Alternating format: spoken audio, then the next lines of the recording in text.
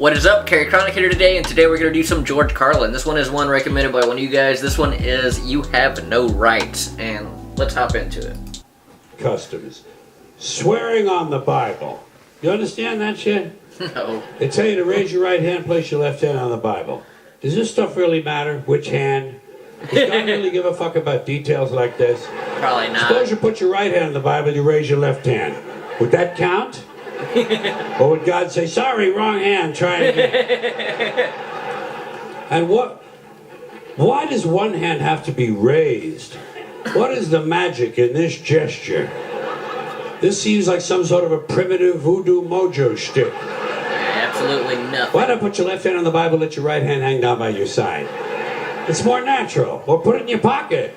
Remember what your mother used to say? Don't put your hands in your pockets. Does she know something we don't know? Is this hand shit really important? Well, let's get back to the Bible, America's favorite national theatrical prop. Suppose the Bible they hand you to swear on is upside down, or backward, or both, and you swear to tell the truth on an upside down backward Bible. Don't count. Would that count? No. Suppose the Bible they hand you is an old Bible and half the pages are missing. Suppose all they have is a Chinese Bible in an American court. Or a Braille Bible and you're not blind. Suppose they hand you an upside down backward Chinese Braille Bible with half the pages missing. You're just nitpicking like a motherfucker. I'm pointing out dumb shit for sure. At what point does all of this stuff just break down and become just a lot of stupid shit that somebody made up? They fucking made it up, folks. It's make-believe. It's make-believe. Now, all right. Okay. Yeah, it is. It's all pointless. Let's leave the Bible aside. We'll get back to the science fiction reading later. The more important question is, what is the big deal about swearing to God in the first place? Why does swearing to God mean you're going to tell the truth? Wouldn't affect me. If they said to me, you swear to tell the truth, the whole truth, and nothing but the truth, so help you God, I'd say, yeah.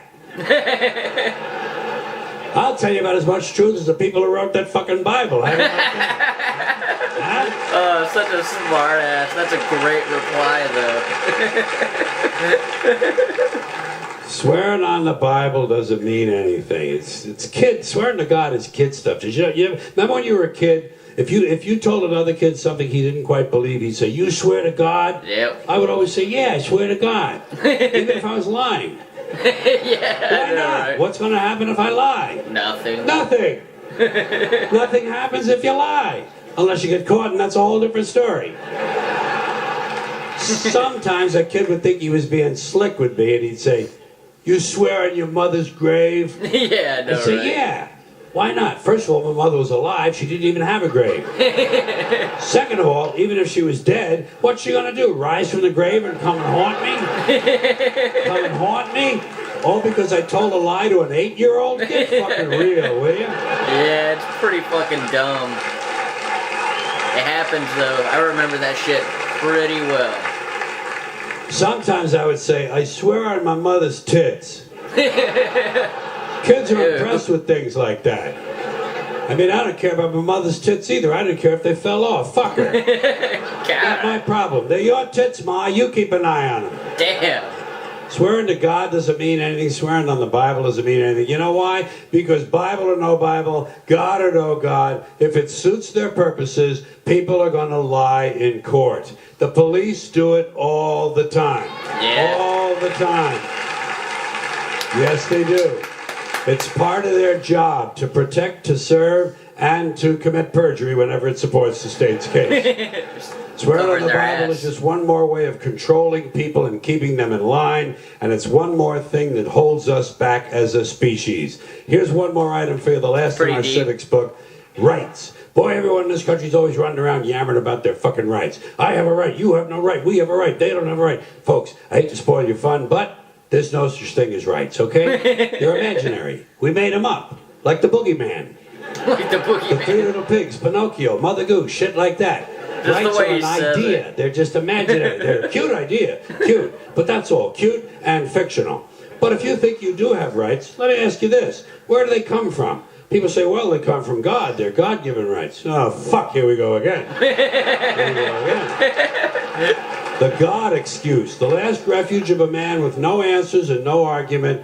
It came from God. Anything we can't describe must have come from God. Personally, folks, I believe that if your rights came from God, He would have given you the right to some food every day, and He would have given you the right to a roof over your head. God would have been looking out for you. Oh. God would have been looking out for you.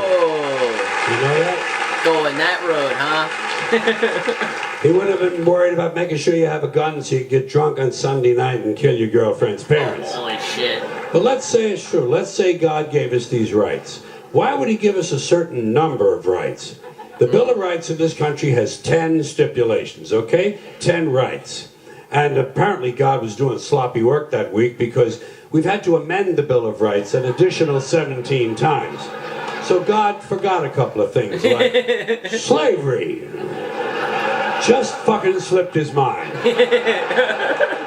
But let's say God gave us the original 10. He gave the British 13. The British Bill of Rights has 13 stipulations. The Germans have 29. The Belgians have 25. The Swedish have only 6. And some people in the world have no rights at all. What kind of a fucking goddamn God-given deal is that?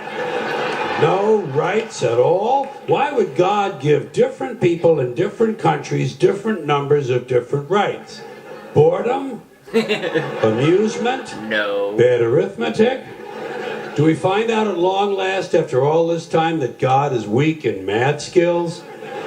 Doesn't sound like divine planning to me. Oh. Sounds more like human planning. Yeah, it sounds does. more like one group trying to control another group. In other words, Very business well as usual explained. in America. Now, if you think you do have rights, one last assignment for you. Next time you're at the computer, get on the internet, go to Wikipedia. When you get to Wikipedia, in the search field for Wikipedia, I want you to type in Japanese Americans 1942, and you'll find out all about your precious fucking rights, okay?